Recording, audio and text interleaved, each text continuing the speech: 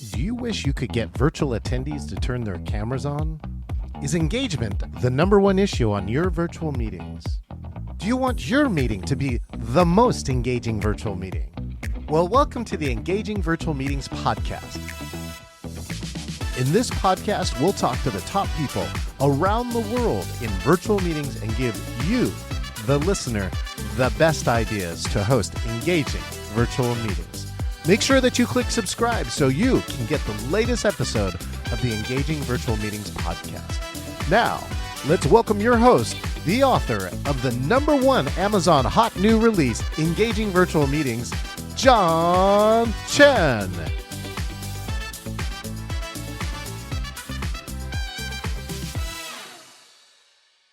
All right, good afternoon. You are listening to the Engaging Virtual Meetings podcast. If you are listening to this live, do us a favor, hit subscribe, share, like, comment, let us know that you're here.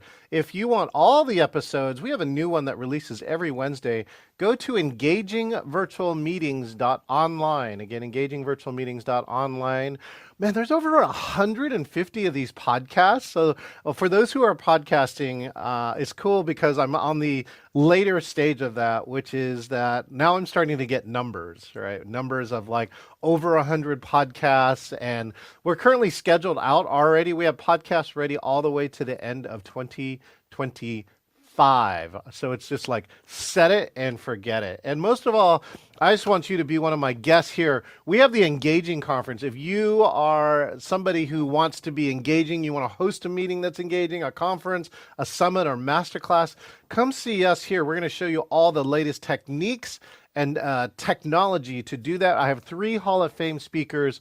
You can get a free ticket or one of our VIPs here at engagingvirtualmeetings.com/CON for a conference. All right, now, my next guest, so exciting. She's a captivating, entertaining storyteller, inspiring audiences to take action and feel 100% bigger. Do you want to feel 100% bigger? You better hurry up.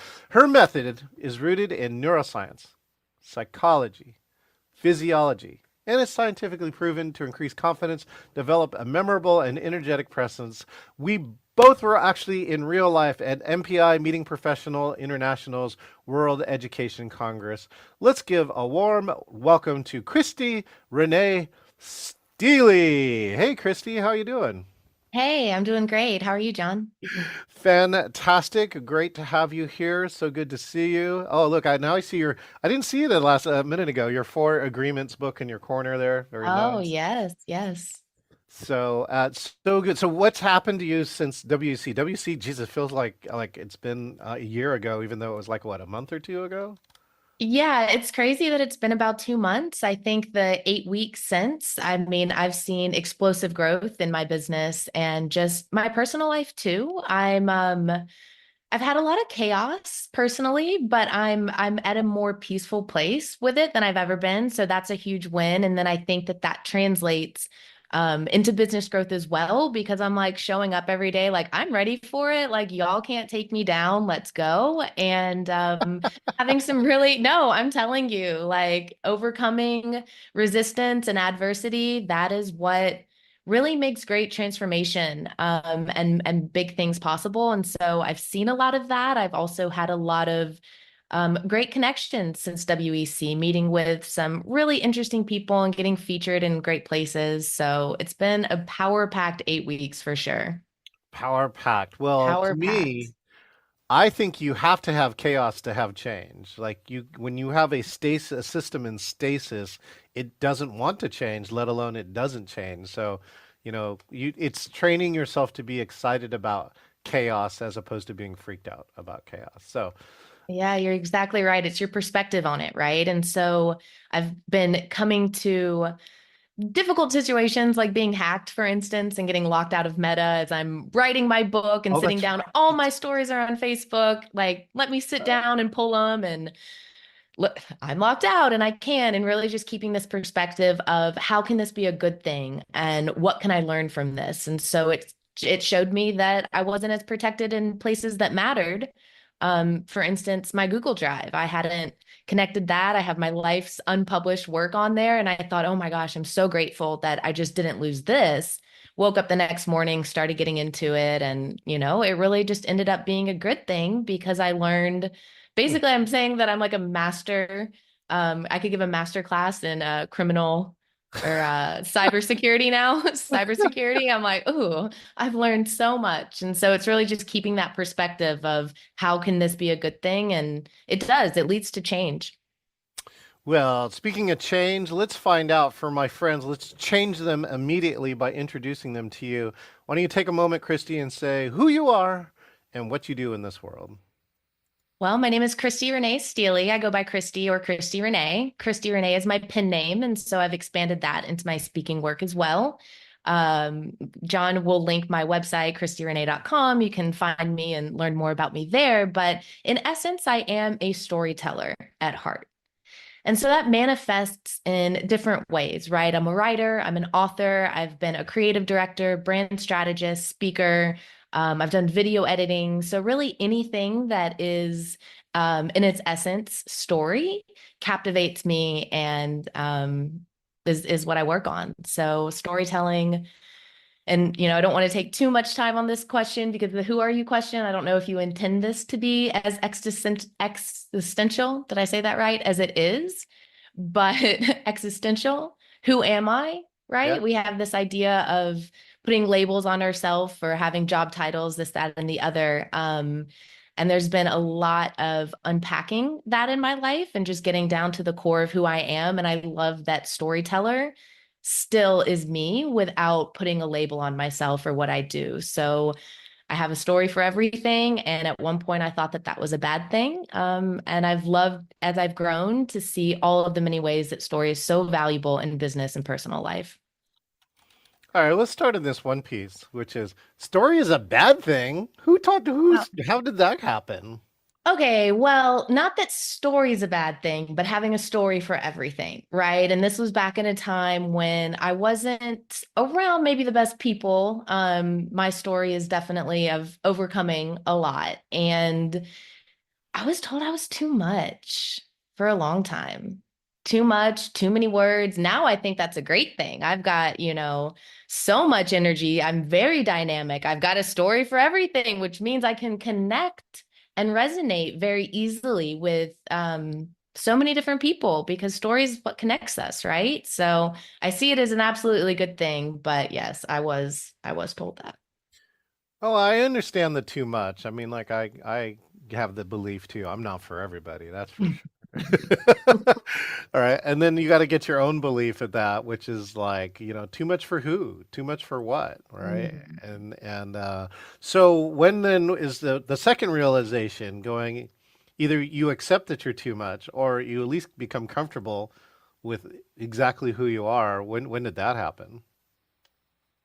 It happened over a period of time for sure. I had the opportunity. So I spent 2015 through 2019 out of the country. I lived in 35 different countries at that time, and I'd sold everything. I'd had a lot of health challenges that I overcame. And I was like, you know what? Health is our greatest wealth. Time is our greatest resource. You are not going to stop me. And I set sail with a one-way ticket. I put tenants in the home and sold everything I owned. And while I was on that journey, about halfway through, the boyfriend that I had had since childhood and I decided to go our separate ways. And so perhaps, when you said too much for who, you know, so I was ended up in Bali. I spent 9 months there, and that was an incredible place to heal and get really in touch with yourself. So I did a lot of self-actualization work and release and really just getting to meet myself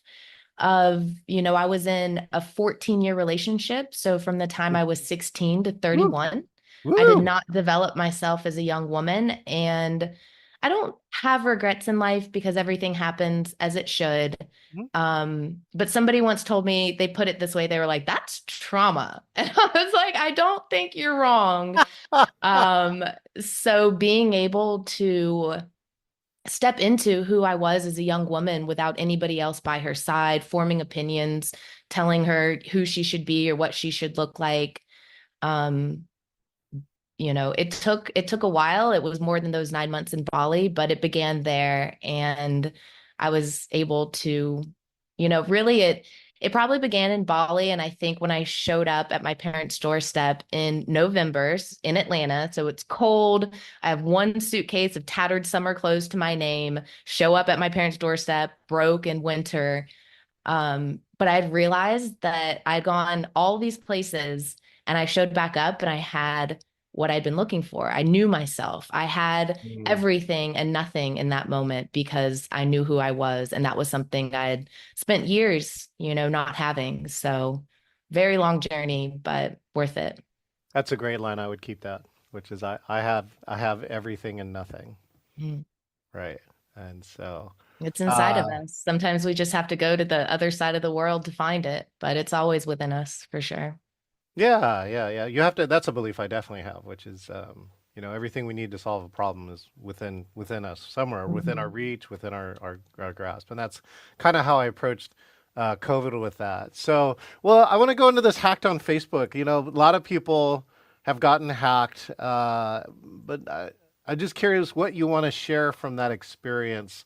I'm in the computer field, and always have had that deep sinking feeling like when you destroy a computer or you reformat something so you can't access anything anymore, right? And it's really you have there's it's kind of Buddhist, right? But it's a full sense of loss, Mm. right? And so when your technology fails you in some way, and especially if somebody else does it, it's like not your own fault. Like you might feel even better about a phone you threw in the river.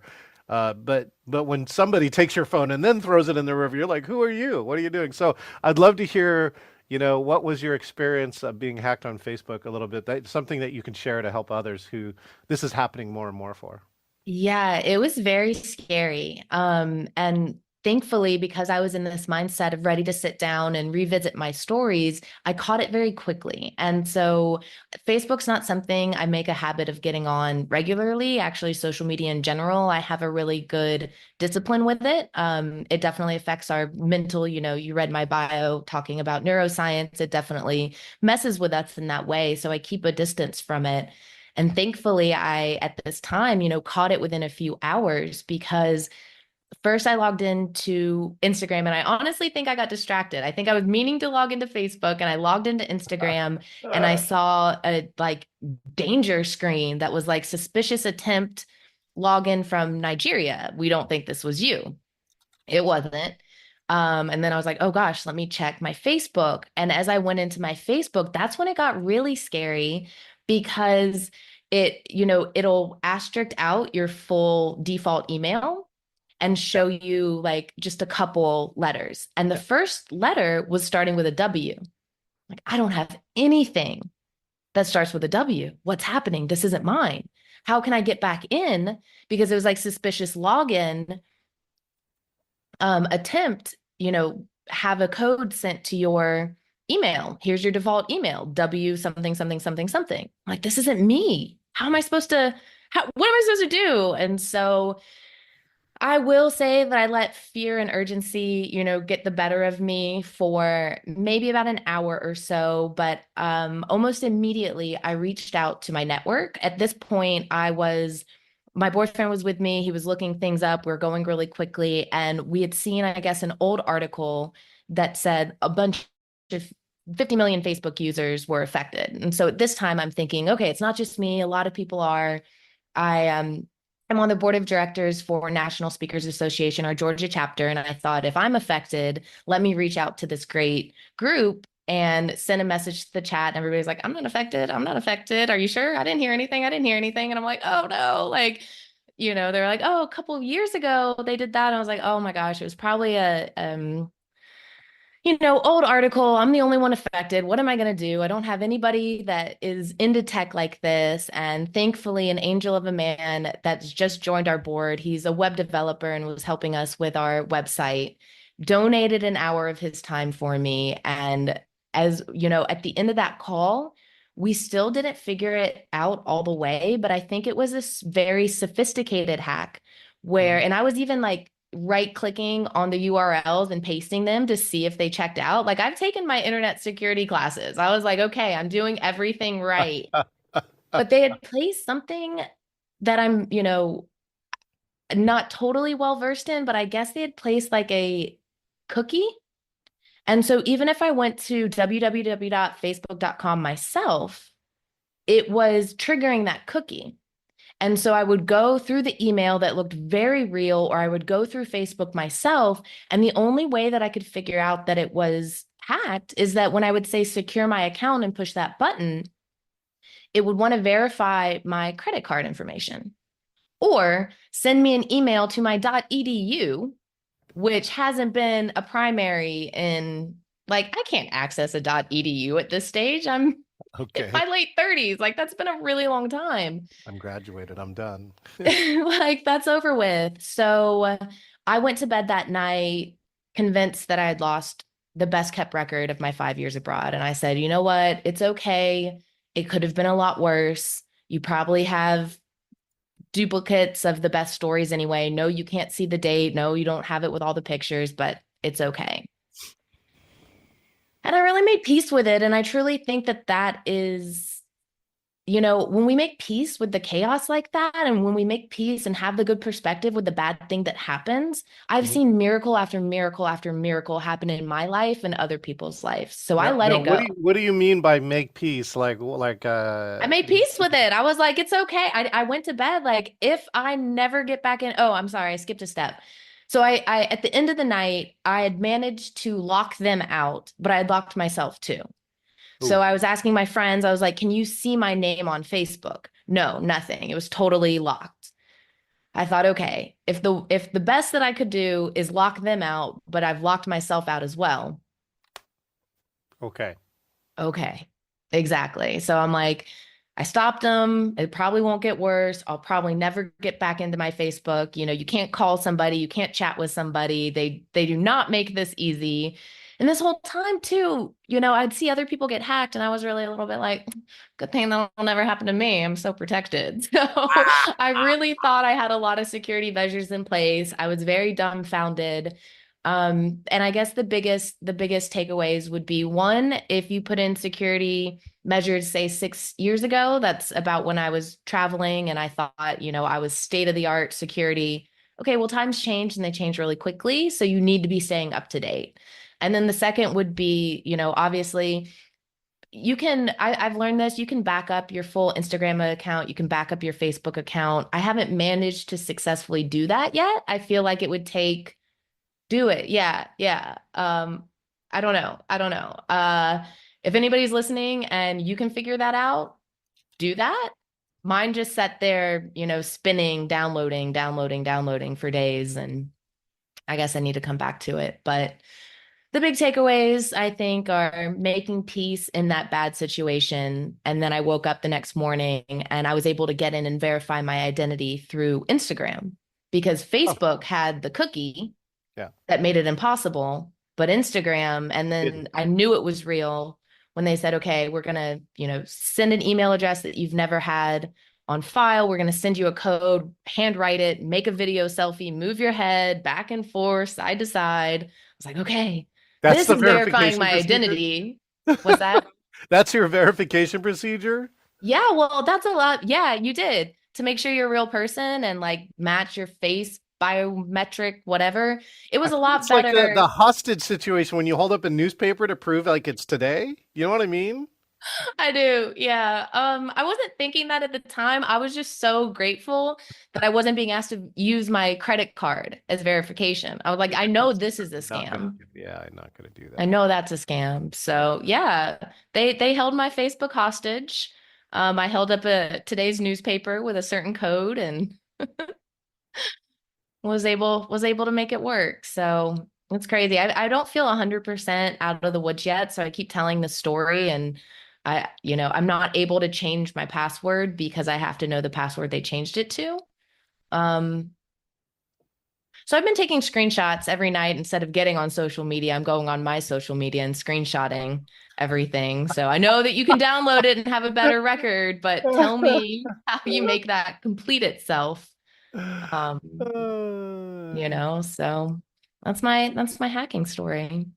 That's a good Super hobby. fun times. I lost a whole week of just dealing with that, and I think it made it worse too because the day prior, I'd gotten a message or I'd gotten a piece of mail from my previous employer saying that well, actually, I don't know if I should talk about all this, but hacking is out there and people are taking extreme measures to take things away from you.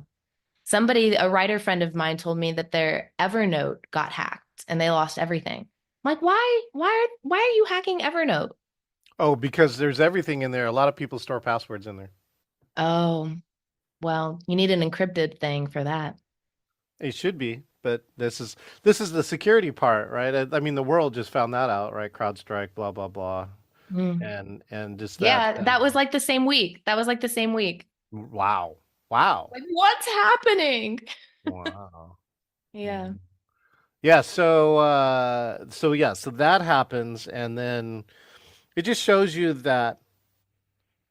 like we trust a lot of these things, and they do. They have a 99+% uptime, but it's that 0.01%. That'll mess you up, right? Especially when it messes. I heard Delta like 9 days later was still delayed in flights. Yeah. I And heard it we was were pretty we were bad. we were just in an event in Cleveland, and 15% of the participants did not physically make it to Cleveland, directly related or indirectly related to that technical error.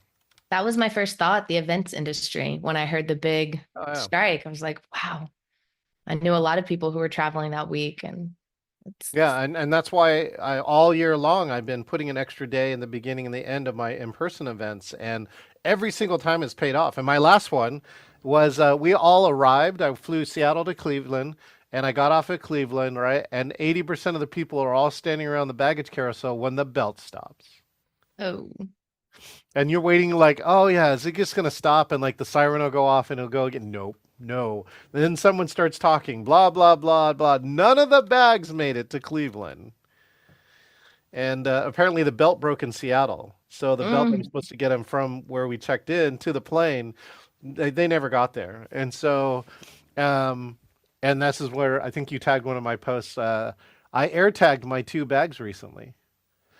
So now I could actually go back. I'm like, oh yeah, I air tagged them. I'm like, yep, there they are in Seattle. And I but thought that was brilliant. I'm going to this be doing that from now on for sure. It was a great this idea. this other piece, Christy, though, is like what I've been emphasizing a lot too: technique, right, and technology. So technology and technique, and the technology is an AirTag. Okay, now you know where the bag is. So I'm like, oh, this is brilliant. Okay, the second part though is technique, which is what do you do with this situation? So I could have panicked, and I should have because one of those bags have all the cables that I need to run my event that I set up for the next day. But as I listen, I'm like, oh, there's a red eye flight. They're going to put all the bags on the red eye. It's going to get here at about 5:30 in the morning, right? And we should be able to deliver it relatively soon. And so, luckily, one of my planners who was for the event went to the airport that morning and got my bag and returned by 10 o'clock, which was enough time for me to get everything done. But if that bag doesn't show up by 10, probably by about 3 p.m., like I'm sunk. Like everything that I'm there to do, I can't do, or I have to like start acquiring a whole bunch of other cables. There's a lot I forgot. There's a bunch of specialty cables in there that I wouldn't be able to do. There's like some stuff that I could get that are normal, HDMI cables, but some of those cables are specialty. Anyways, so that's what happened. And I think the key piece of that though is the remain calm attitude. Like in the middle of chaos and uncertainty, can you keep your wits about you and can you stay centered enough to know when does it really turn into a problem and is it a solvable problem still or not? Because at some points it becomes insolvable, right? Like I can't. That's what some of the people said. They went to the airport, they waited 4 hours, and they're like, "I just went home after that. I'm not coming to Cleveland." And now it becomes an unsolvable problem. Except for we ran hybrid, so they were able to call in. They called in from their computers and their phones, and they still didn't really miss out. But they missed the in-person experience. Mhm. Which reminds me then too. Let's go to this. So COVID happened. What's happening around that 2020 time frame for you? I'm just trying. I heard a lot of you traveling. You showed up at your parents' place. So March 2020, where were you? What happened? March 2020, I was So I was 5 months into living with my parents as an adult, as a leader in my field, ready to fully, I was stepping into my own. I'd had my first and biggest speaking opportunity overseas. I spoke at Mind Valley University 2019 in Croatia. And it was such an amazing event that it had me saying, you know what? This is what I'm going to do. This is the avenue for my stories. Everybody was transformed. It was the best day of my life. This is what I'm going to do. Moved back, and I moved back to my hometown of Marietta, Georgia, outside of Atlanta, for the reason that I'd been on this quest of courage, right? At first, it was public speaking used to terrify me. That was an act of courage to do it the first time. Cliff jumping, I got asked to cliff jump. I got invited cliff jumping 2 days before my big talk I just mentioned. My talk was on courage. Wow. So as much as I wanted to say no, I've had a lifelong fear of heights. I absolutely cannot do this. What was I going to say? Make sure you check out my talk on courage in 2 days because it'll be great. Like I had to do this. And there was karaoke, there was dance, there were all of these things. And then at the end of that was go back home. And now I lived in Florida before I embarked on this trip. So I hadn't been home since I was 17 and right before I left for college. But Hmm. my intuition was clear. It said, go home. So I Wow. was actually really grateful to be home when COVID hit because there's nowhere in the world I would have rather been than outside with all of our trees, our space. I had made the decision to come back versus a lot of people I knew at the time who were in the travel circuit who had that decision forced. But by 5 months of living with my parents, it was time for me to go, right? I love my parents very much, but it was time. And then Yeah. Right. Yeah. lockdown happened. And my Well, parents took it very, very seriously. So they're telling me, sweetie, like, we don't want you going out at all anymore. It's okay. We're going to be here together. And I was kind of like, I've made it was together, together. like some shining in there. I like it. Oh my gosh, that's how I felt at the time. And they're wonderful people. I feel bad making this joke, but it's true. And it's how I felt. And I called a friend, a new friend. I'd moved back. I hadn't lived here in 15 years. I didn't have a big network at all. One of my friends had moved back from Florida around the same time. We were, childhood friends. She moved back too. She's introducing me to some people. Yeah. And this friend at the time, I was really complaining to him, I think, just like, hey, I was going to come out. I was going to see you guys. I'm on lockdown. I can't leave. I'm on house arrest. And I'll never forget, I couldn't even understand. I couldn't even understand him at first. I was like, "What?" He had to say it like 4 times. It's like, "Well, I have an extra room." And now he had just the day prior had his roommate move out, and he was so excited to not have to share space with anybody. And now all of a sudden he's offering up his room. He was like 1 or a couple months at best just to get you out of there. And I was like, 4 weeks would be way more that I would say. I would never do that to you. I can't be here and do this and make a living and be under house arrest. And I won't survive. Um, and 1 month turned to 3 months, turned to 4 months. And by the summer, we had fallen in love. And now we live in Ta-da! this house. We bought this house 2 years ago together. And March 2020 was the start of a very different life for me. And I, have to make my face a little more solemn. I'm beaming every time I talk about it. I feel bad, but COVID ended up being a very beautiful time for me. And I'm very grateful to those who helped me get on my feet because within 2 years of Well, that, pause on that for a second too. Why would Mhm. you feel bad about something that's like one of the greatest things in your life? You have to be careful, I'd say, who you have that perspective around because not everybody had a good time at all Well, I during those understand that. times. No, I mean, it was the, it's horrible. Right? That's the best of time. It's the worst of times, right? Yeah, yeah, And exactly. but I don't think you should feel bad about something good coming out of it. Like I don't feel bad at all. Like this was the best thing that could happen for my business. Like Yes. it was an idea I was sitting on for like, 20, 38 years and nobody would do it. And finally, thank God, the world caught up to like something I saw, a long time ago.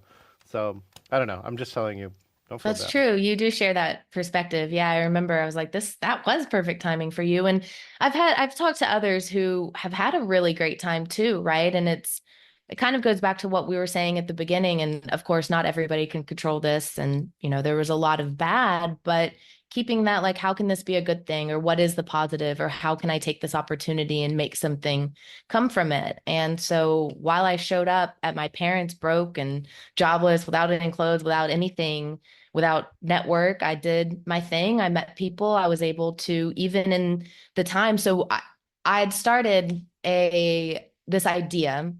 I saw all this fear going around now that I was outside of my parents' house. I was living with somebody I was having a ton of fun with. We were still in that quarantine time, Yeah. and everybody, didn't have a job at the time. Even people who had a job, it was paused for a while we figured out what was going on. And I thought, there's so much fear going around. What we need is something to change the narrative. So I started this passion project idea called Change the Narrative. And I brought together a group of creatives that I'd met through LinkedIn or Instagram or however that were local. And we started a project where graphic designers would design a template, and then somebody could take that template, pass it off in the mailbox, whatever, COVID friendly, and then make a mosaic piece of art around it. And so we wanted to go as far as putting them in parks. I thought Mm. it'd be really beautiful. And then the world picked back up and everybody had more, all the creatives had more marketing and advertising and creative work than possible. But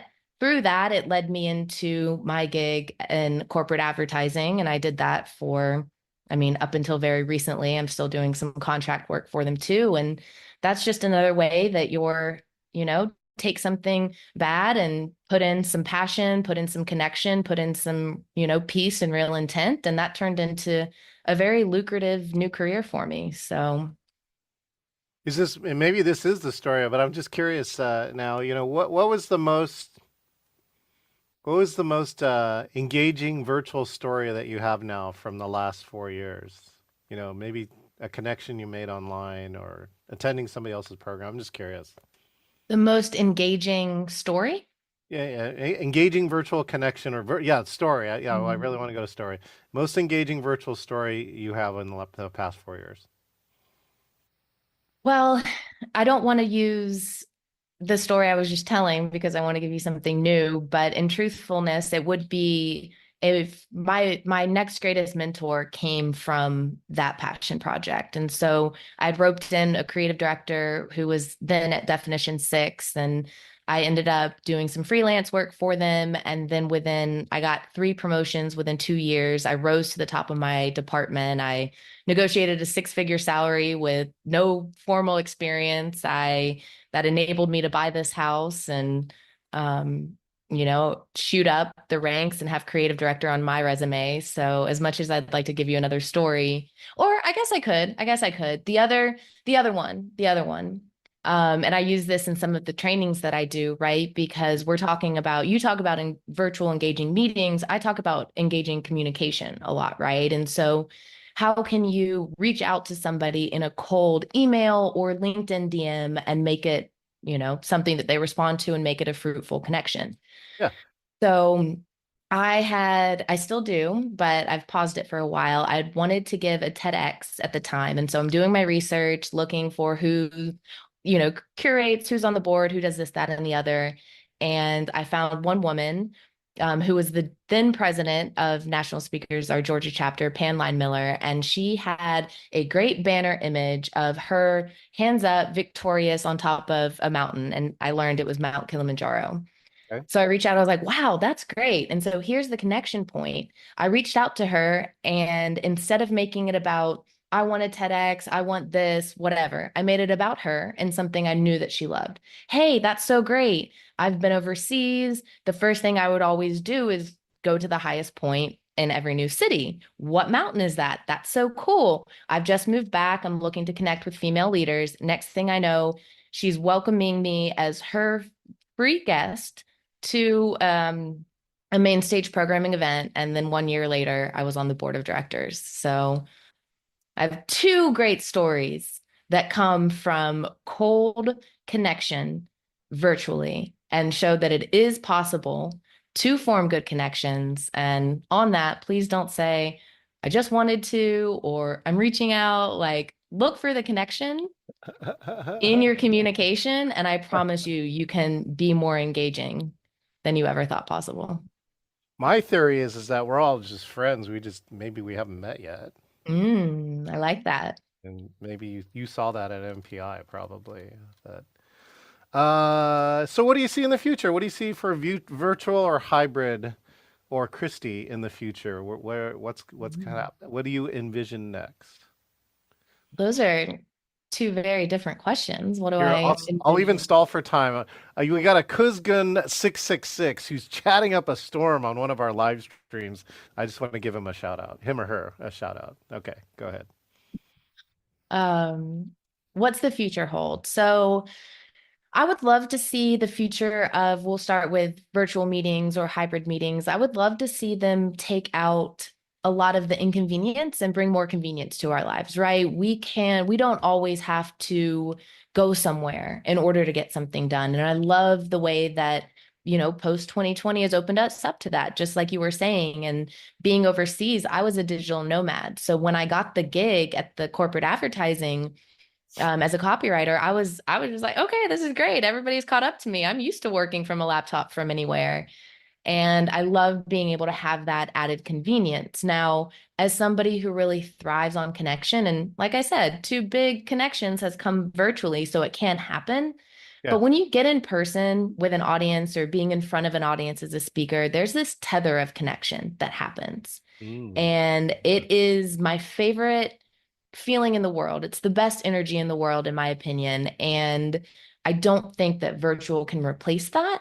But by helping reduce our strain and inconveniences, we can then be more intentional, I feel, when we're in person because we're not drained. We can be at home for, the more everyday tasks. And then when we're in person, we can focus on maintaining that connection. So I'm thrilled about it. And in terms of what the future holds for me, well, I'm going after a book deal and some pretty big stages. I would love to balance. I'm talking with some people about doing some monthly webinars with their organization as well. So for me, I have the same balance, doing some virtual and then really saving the times for when I need that connection. Like, let's go to an in-person event for that. Genius.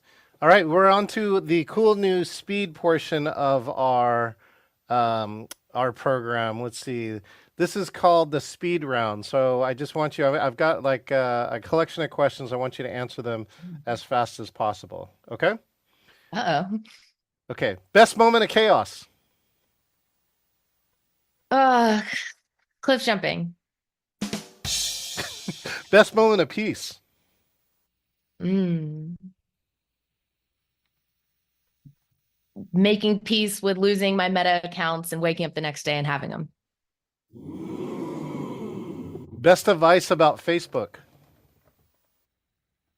Figure out how to back up and then send me an email. Tell me how. Oh, I actually have the chat here. I actually chatted that part of here. What's your favorite video editor? Adobe Premiere. I'm a DaVinci Resolve fan, but Adobe Premiere is an amazing piece. What's your favorite story you love to tell? I love telling the story of being asked to cliff jump just 2 days before my talk on courage and being forced to face that fear. I wish I had. Oh, wait, watch this one. I was expecting like an ooh, so that's pretty good. It's pretty close. You said health is your greatest wealth. What's the health that you appreciate the most? Oh gosh, I'm so grateful for my digestion healing. I was unable, this is a quick round. Digestion healing. And final answer. Wait, do I have this button? Oh yeah, that's a good button. Best country you visited? Croatia. Croatia. Who wouldn't have guessed that? The best Mhm. lesson you learned in Bali? Hmm. I can let go of everything and still be all right. Aw. Wait, where did my button go? Oh yeah. Oh, there we go. Timing. Timing's everything. Okay, and the best change the narrative connection you made. That would be with Tom Hinkle, who ended up being my mentor and advocate for 4 years and teaching me the ropes of advertising. Oh, well, there you go. Appreciate you, Tom. Christy, if you could get people to magically remember one thing from this interview, what would it be? You are braver than you think you are. Fantastic. Christy, thank you for joining me. Thank you for sharing some stories. I hope you have video of that cliff diving somewhere. You should use it in your keynote if you don't have it. You should get Oh, it. I have it. Oh, of course you do. Yeah. And I look forward to seeing you. You're not going to Influence this weekend, right? Correct. Yeah, but you should plan to go next year. So I Thrive am. is I in am. Thrive is I think it's Thrive is in Orlando and Influence is going to be in Scottsville, Arizona. Oh, it's going to be where Dan Schinder. I was just giving a shout out to some other. He's a NSA Arizona member. So no matter what, I hope to look forward to seeing you either in the metaverse or the real verse. So sound good, Christy? Sounds great. Excellent. Thank you. We've been here with Christy. Thanks, Christy. Thanks, John. All right. Well, we've been here on the Engaging Virtual Meeting podcast with Christy Renee Steely, who says, don't let your Facebook account get hacked. And think about what's magic, what's a story in your life that you want to tell. Hey, if you're on here, be like my friend Kuzgun666. Subscribe, share, like, or comment. Kuzgun, I think, might have a little bit of a crush on Christy. I don't know if that's true or not, but she's taken. So anyway, subscribe, share, like, comment, and make sure. And if you want all the episodes of this podcast, go to engagingvirtualmeetings.online. Subscribe. We just crossed over like I think 1,000 downloads. So thank you to everybody who's ever downloaded any one of our episodes. And if you want to figure out more about how to be engaging, this year's conference, October 1, 2, and 3, is for the first time hybrid. You can come live in Seattle, see behind the scenes action how we do it, or you can be virtual and see it. And for $97, of course, you get all the recordings for it. Go to engagingvirtualmeetings.com/CON and register, and I will make sure and see you next time. This is John Chen, the author of the Amazon #1 hot new release, Engaging Virtual Meetings. I personally want to say thank you for listening to the Engaging Virtual Meetings podcast. It is my passion to help you eliminate bad virtual meetings. Make sure that you click subscribe so that you can get the latest episode of the Engaging Virtual Meetings podcast with all of the latest ideas.